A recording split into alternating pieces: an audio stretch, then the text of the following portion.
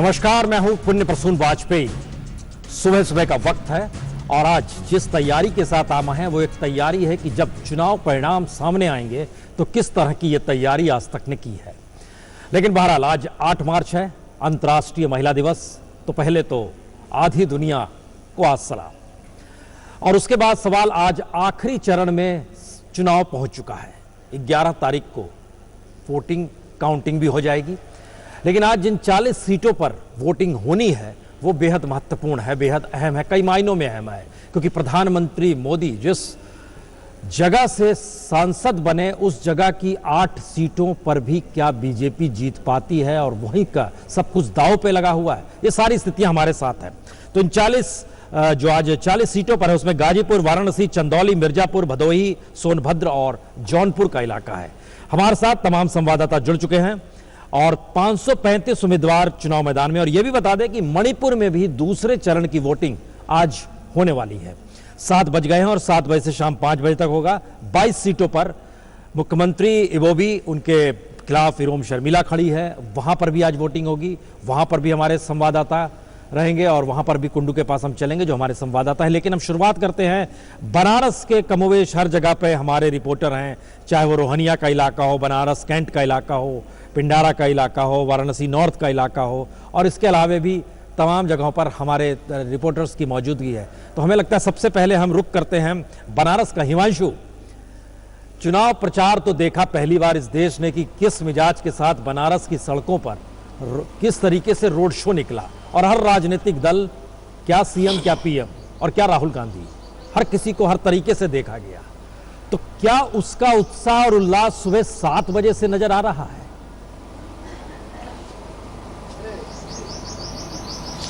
देखिए प्रसून, अभी तो उतना उत्साह और उल्लास नजर नहीं आ रहा। धीरे धीरे वोटरों ने आना शुरू किया है, इक्का दुक्का वोटर्स ने आना शुरू किया है। मैं जहां पे खड़ा हूं वो उसी मतदान केंद्र पर जो है डॉक्टर मुरली मनोहर जोशी को वोट डालना है, जो पूर्व सांसद है, बीजेपी के वरिष्ठ नेता है और मार्गदर्शक मंडल के सदस्य हैं। इस सीट पर 8 सीटें हैं, 3 बीजेपी के कब्जे में थी, बाकी सीटों पर जो है वो समाजवादी पार्टी का कब्जा था। 3 सीटों में एक सीट जो श्यामदेव राय चौधरी के पास थी वो उस पर उन्होंने उनको टिकट नहीं दिया और उनको काट दिया, वो नाराज हैं। एक सीट जो ज्योत्सना श्रीवास्तव के पास थी उनके सुपुत्र को टिकट दिया गया है। एक रविंद्र जायसवाल के, जहां मैं इस वक्त खड़ा हूं। अब देखना यह है कि बीजेपी इन 3 से ज्यादा लेती है या कम, क्योंकि पूरी बीजेपी ने और पूरी सरकार ने यहां पर अपनी ताकत झोंक दी थी पिछले 20 दिनों के अंदर। जिस तरीके से लगभग हर रोज 1 दर्जन कैबिनेट मंत्री यहां उतरते थे, प्रचार करते थे, फिर चले जाते थे, फिर दूसरे टर्म जिनका आता था वो आते थे, फिर चले जाते थे। कुछ कैबिनेट मंत्रियों ने तो यहां पे 25 दिन तक यहां डेरा डाले रखा, जिसके अंदर जेपी नड्डा, पीयूष गोयल, ये 2 मंत्री थे जिन्होंने यहाँ डेरा डाले रखा। संजीव बालियान से लेकर अरुण जेटली, स्मृति ईरानी, रविशंकर प्रसाद, अनंत कुमार, अरुण जेटली, ये बहुत से ऐसे नेता हैं जो लगातार विजिटर रहे, यहाँ आते जाते रहे और प्रचार करते थे, फिर चले जाते थे। देश जानता समझता है, अखिलेश यादव और राहुल मौजूद थे। हमारा सवाल अब ये है कि क्या कोई उत्साह नहीं है? क्योंकि हम जब रिपोर्ट दिखा रहे थे तो इस रोड शो से और परेशान थे बनारसी लोग, बनारस के तमाम लोग, कि कहां फंस गए। इस तरह से कहीं सियासत होती है या प्रचार होता है। अब सवाल है कि आज लोकतंत्र का दिन है, वोट डालने लोग पहुंच रहे हैं, नहीं पहुंच रहे हैं, उनमें एक अलसाई सुबह है। बनारस की गब्बाजी, बनारस का मिजाज कुछ नजर भी आ रहा है सुबह सुबह कि नहीं? अभी प्रसून इतना उत्साह जो नहीं है, सुबह सुबह का टाइम है। जैसे जैसे समय होता जाएगा वैसे वैसे मतदान का जो प्रतिशत है वो बढ़ता जाएगा। कुमार अभिषेक, वहां बनारस में क्या देख पा रहे हैं?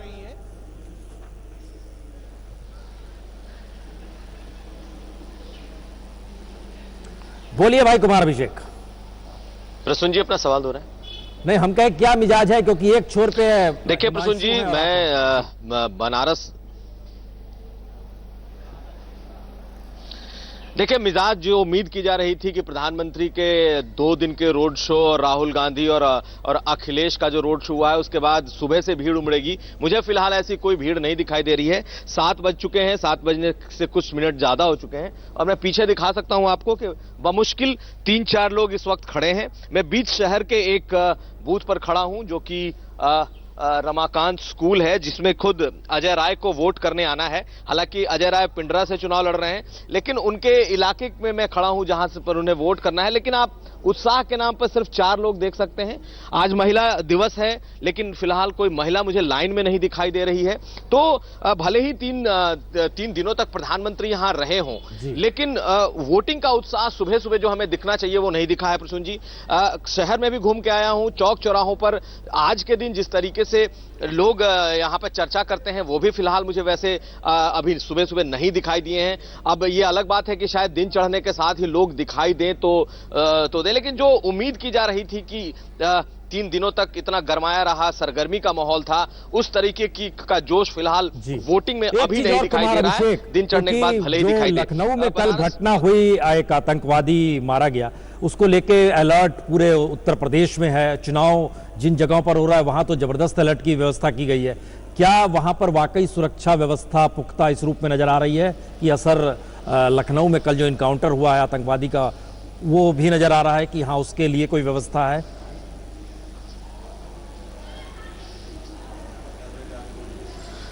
देखिए प्रसून जी, बनारस हाई अलर्ट पर है, इसमें कोई डाउट नहीं है। जो तमाम आला अधिकारी हैं, चाहे एसपी हो, जिले के एसएसपी हो या फिर डीएम हो, सबने अलर्ट कर रखा है। लेकिन ये पहले से ही हाई अलर्ट पर इसलिए भी है क्योंकि यहाँ चुनाव है, धारा 144 यहाँ ऑलरेडी लगी हुई है।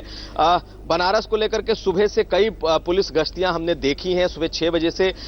ये कहा जा सकता है कि लखनऊ में जो घटना घटी है, जो आतंकी इस वक्त मारा जा चुका है, उसे लेकर के जो तमाम अधिकारी हैं वो कहीं ना कहीं अलर्ट पर जरूर दिखाई दे रहे हैं। लेकिन चुनाव को लेकर के जो सुबह का वक्त है उसमें फिलहाल कोई सरगर्मी हमें नहीं दिख रही। लोग जरूर उम्मीद की जा रही है कि कुछ देर बाद हमें दिखाई देंगे। कुमार विक्रांत, आप जौनपुर में हैं और जौनपुर की एक अपनी पहचान है। आज से नहीं, हम कह सकते हैं कि वहाँ पर कलात्मक चीज़ें बड़ी हैं। मुगलिया सल्तनत का दौर कीजिए या इंडिया ईरानियन रिज्म को लेकर वहाँ पर जो मस्जिदें हैं, बहुत सारी स्थिति है। और उसके बगल में उधर गाजीपुर में सुजित झा है। लेकिन पहले कुमार विक्रांत, क्या है जौनपुर की स्थिति?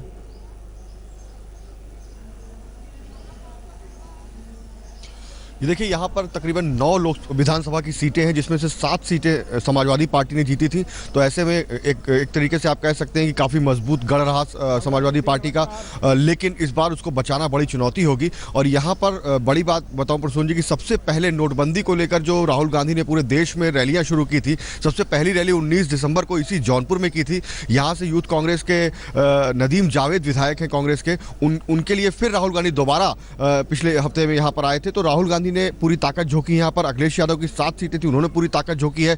बीजेपी के तमाम नेता यहाँ पर आए और मायावती को लगता है कि 7 सीटें सपा की हैं तो यहाँ पर वो बेहतर कर सकती हैं, जो सत्ता विरोधी माहौल है उसका फायदा ले सकती हैं। तो जौनपुर जो बनारस से सटा हुआ है, ये काफी महत्वपूर्ण हो जाता है इस सिलसिले में कि समाजवादी पार्टी की जो बढ़त है वो क्या उसको बचाए रख पाती है या फिर बीजेपी और बीएसपी उसमें सेंध लगा पाते हैं। जी सुजीत, एक बड़ा महत्वपूर्ण है जिस जगह पर आप मौजूद हैं, गाजीपुर में। बीजेपी के भीतर ये चर्चा है कि दीनदयाल उपाध्याय कहा करते थे कि अगर गाजीपुर में विधानसभा सीट जीत ली आपने तो फिर राज्य में आपकी सरकार बनेगी और सांसद अगर आपका होगा तो केंद्र में सरकार बनेगी।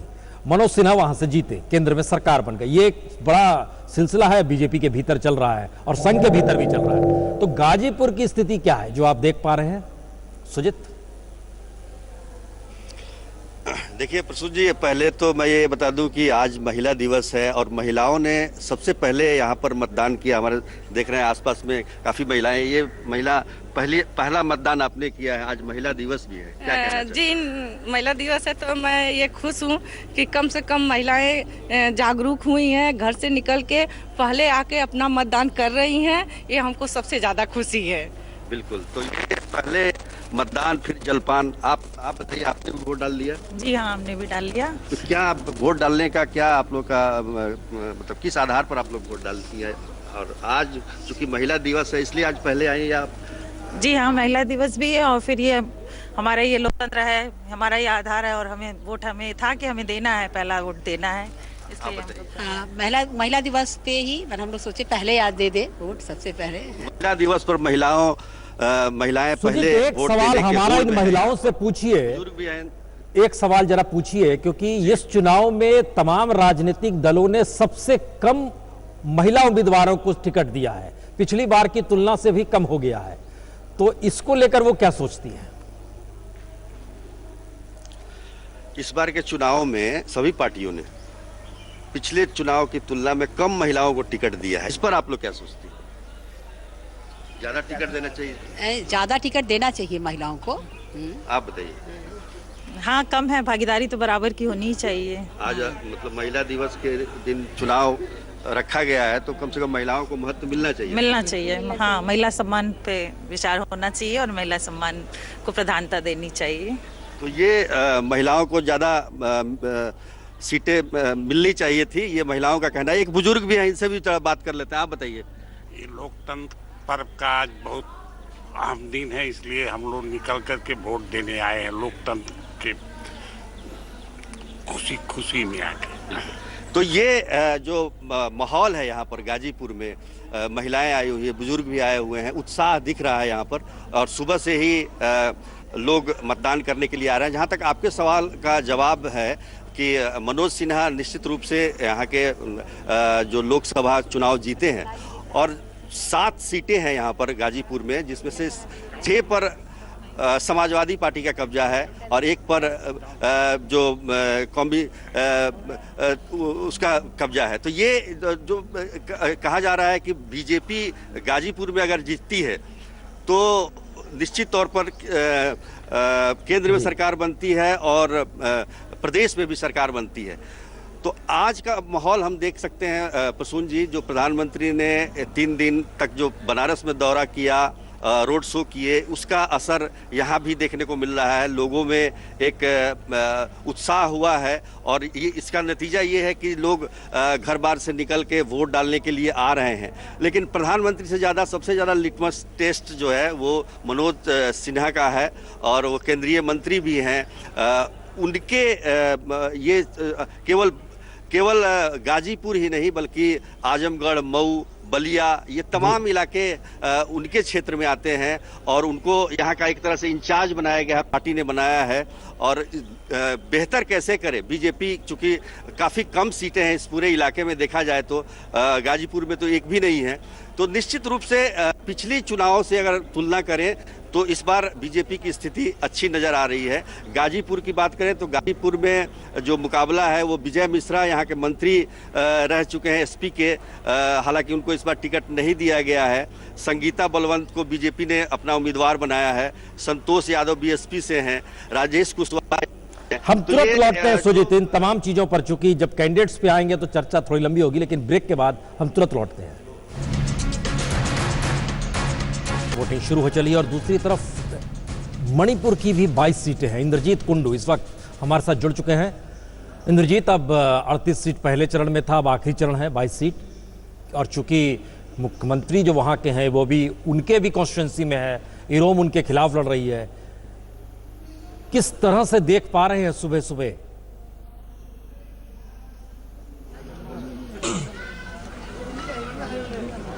देखिए प्रसून जी, सुबह के 7 बज गए हैं और पोलिंग भी शुरू हो चुका है। जैसे कि हमने पिछले चरण में भी देखा, यहाँ पे लोगों में उत्साह काफी ज्यादा है। तो सुबह से आपको दिखा दें किस तरह का नजारा इस वक्त देखने को मिल रहा है। ये थोबाल कॉन्स्टिट्यूंसी है जहाँ से लेकिन जहाँ पे चीफ मिनिस्टर इबोबी सिंह लड़ रहे हैं इराम शर्मिला के खिलाफ, और ये एक बहुत ही दिलचस्प कॉन्टेस्ट जो हो रहा है। और आपको दिखा दे सिक्योरिटी का किस तरह का है, क्योंकि 250 से भी ज्यादा कंपनी का सीआरपीएफ जो है उसको डिप्लॉय किया गया है यहाँ पे। और ये पहली बार होगी जो इराम शर्मिला डेब्यू कर रही हैं इलेक्टोरल फील्ड में। कितना बड़ा चैलेंज वो कर पाती है चीफ मिनिस्टर को, ये देखना बहुत ही इंटरेस्टिंग रहेगा, क्योंकि 3 ही सीट है जहां पे इराम शर्मिला की पार्टी प्रजा जो है वो लड़ रही है। उनका ये कहना है कि वो लोग जो मणिपुरी पॉलिटिक्स है उसको वो लोग चेंज करना चाहते हैं। जो करप्शन है, मनी और मसल पावर, जो इराम शर्मिला के पिछले चरण में जब वो खुद मतदान करने गई थी वो कह रही थी, तो मनी और मसल पावर के खिलाफ किस तरह का मतदान होता है, क्या उसका कोई इंपैक्ट रहता है इस चुनाव में, ये देखना लाजमी रहेगा। लेकिन 22 सीट है इस चरण में और बहुत ही क्रूशियल है जो इलेक्शन ये हो रहा है चरण में। और कांग्रेस का ये मानना है कि इस चरण में अगर वो लोगों को 10 या उससे ज्यादा सीट मिलता है तो वो लोग कॉन्फिडेंट है इस बार वो सरकार बना पाएंगे। जी, तो बड़ी लंबी कतारें मणिपुर में हम देख पा रहे हैं। सुबह 7 बजे का वक्त। दूसरी तरफ उत्तर प्रदेश के जिन इलाकों में गए उसमें गाजीपुर एक ऐसी जगह मिली जहां पर सुबह सुबह अंतर्राष्ट्रीय महिला दिवस के मौके पर महिलाएं ही सबसे पहले ये कहकर वोट देने पहुंची कि आज महिला दिवस है। बहरहाल एक छोटे से ब्रेक के बाद तुरंत लौटते हैं।